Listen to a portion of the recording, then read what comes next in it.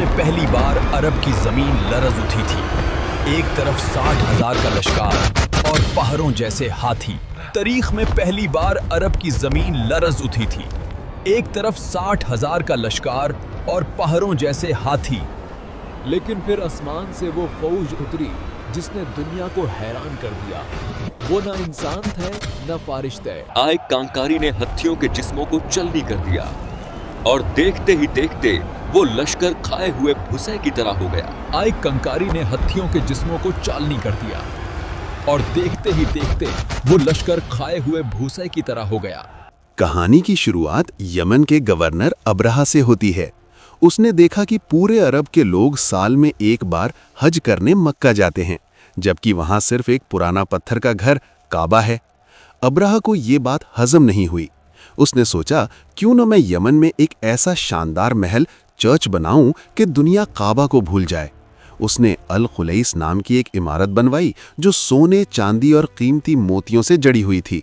ये इतनी ऊंची थी कि देखने वाले की टोपी गिर जाती थी। लेकिन दोस्तों, इमारतें ईंट पत्थर से बनती हैं और मोहब्बत दिलों में होती है। अरब के लोगों ने इस सोने के महल को ठुकरा दिया और काबा की तरफ जाना नहीं छोड़ा। इस बात ने अब्राहा के अंदर नफरत की आग भड़का दी। जब अब्राहा की ये चाल नाकाम हो गई तो उसने फैसला किया कि वो काबा को गिराकर ही दम लेगा। उसने 60,000 यानी 60,000 जंगजुओं की एक अजीम फौज तैयार की और सबसे आगे वो जानवर थे जो अरब के लोगों के लिए बिल्कुल नए और खौफनाक थे, यानी हाथी। इन हाथियों का सरदार एक बहुत बड़ा हाथी था जिसका नाम महमूद बताया जाता है। जब ये लश्कर चलता था तो जमीन लरज उठती थी। रास्ते में जिस कबीले ने भी उन्हें रोकने की कोशिश की, अब्राहा की फौज ने उन्हें कुचल दिया।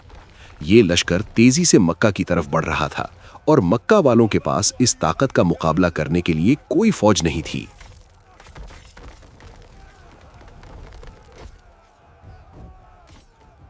अब्राहा ने मक्का वालों के जानवर कब्जा कर लिए, जिनमें नबी करीम सल्लल्लाहु अलैहि वसल्लम के दादा हजरत अब्दुल मुत्तलिब के 200 ऊंट भी शामिल थे। अब्दुल मुत्तलिब जो कुरैश के सरदार थे, वो अब्राहा से मिलने गए। अब्राहा उनकी शख्सियत देखकर मुतासिर हुआ और पूछा, क्या चाहिए? अब्दुल मुत्तलिब ने कहा, मेरे ऊंट वापस कर दो। अब्राहा हैरान रह गया और बोला, मैं तुम्हारा माबूद गिराने आया हूं और तुम्हें अपने ऊंटों की फिक्र है। इस पर अब्दुल मुत्तलिब ने वो तारीखी जुमला कहा, मैं ऊंटों का मालिक हूं, इसलिए उनकी फिक्र कर रहा हूं। रहा ये घर काबा, तो इसका भी एक मालिक रब है, वो खुद इसकी हिफाजत कर लेगा। ये कहकर वो वापस आए और मक्का वालों को लेकर पहाड़ों पर चले गए ताकि अल्लाह का फैसला देख सकें।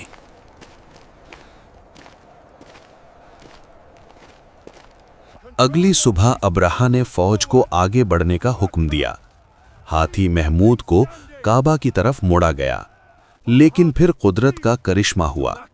वो पहाड़ जैसा हाथी अचानक जमीन पर बैठ गया। फौजियों ने उसे लोहे की सलाखों, आयरन बार से मारा, भाले चुभोए ताकि वो खड़ा हो जाए, लेकिन वो इंच भर भी आगे नहीं बढ़ा। जब उसे यमन की तरफ मोड़ते वो दौड़ने लगता, लेकिन जैसे ही काबा की तरफ करते वो फिर बैठ जाता। अल्लाह ने अपने घर की तरफ बढ़ने वाले कदमों को जाम कर दिया था। अब्राहा गुस्से से पागल हो रहा था, लेकिन वो नहीं जानता था कि आसमान पर उसकी मौत मंडला रही है। अभी वो हाथी को उठाने की कोशिश कर ही रहे थे कि अचानक समंदर की तरफ से एक स्याह बादल, डार्क क्लाउड नमूदार हुआ। जब वो करीब आया तो पता चला कि वो बादल नहीं बल्कि परिंदों के झुंड थे। कुरान इन्हें अबाबील कहता है। ये नन्हे परिंदे थे जिनके चूंच और पंजों में कंकरियां थीं। ये कोई आम पत्थर नहीं थे, बल्कि जहन्नुम की आग में पकी हुई सिज्जील थीं, जिन पर हर मरने वाले का नाम लिखा था। जैसे ही ये परिंदे लश्कर के ठीक ऊपर पहुंचे, उन्होंने वो कंकरियां बरसाना शुरू कर दी। ये पत्थर नहीं बल्कि आसमानी गोलियां थीं। और फिर वो हुआ जो इंसानी तारीख में कभी नहीं हुआ था।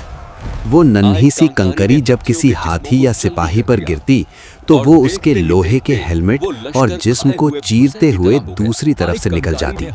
جسموں کے چیتھڑے اڑنے لگے۔ ہاتھیوں جیسا طاقتور جانور بھی زمین پر ڈھیر ہو گیا۔ قرآن کہتا ہے کہ اللہ نے انہیں کھائے ہوئے بھوسے کی طرح کر دیا۔ ابرہہ کا پورا لشکر تباہ ہو گیا۔ ابرہہ خود وہاں سے زخمی حالت میں بھاگا، لیکن راستے میں اس کا جسم ٹکڑا ٹکڑا ہو کر گرتا رہا اور وہ عبرتناک موت مرا۔ اللہ نے اپنے گھر کی حفاظت کی اور ثابت کر دیا کہ اصل طاقت ہاتھی یا فوج کی نہیں، صرف اللہ کی ہے۔